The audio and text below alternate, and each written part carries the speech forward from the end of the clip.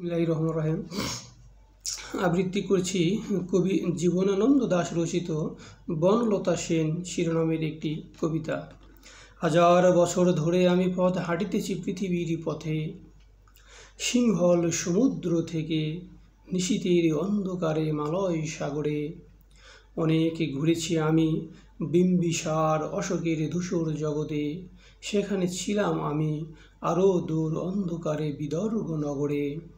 আমি ক্লান্ত প্রাণ এক, চারিদিকে জীবনের সমুদ্র সফেন। আমারই দুদণ্ড শান্তি দিয়েছিল নাটোরের বনলতা সেন। চুল তার কবেকার অন্ধকার বিদিশার নিশা, মুখ তার শ্রাবস্তির কারুকার্য অতি দূর সমুদ্রের পর।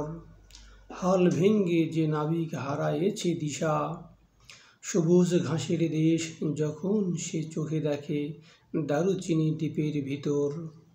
তেমনি দেখেছি তারে অন্ধকারে, বলেছে সে এতদিন কোথায় ছিলেন। পাখির নীড়ের মতো চোখ তুলে নাটোরের বনলতা সেন।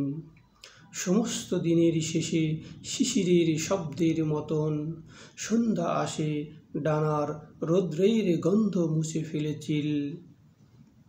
পৃথিবীর সব রং নিভে গেলে পাণ্ডুলিপি করে আয়োজন, তখন গল্পের তরে জোনাকির রঙে ঝিলমিল।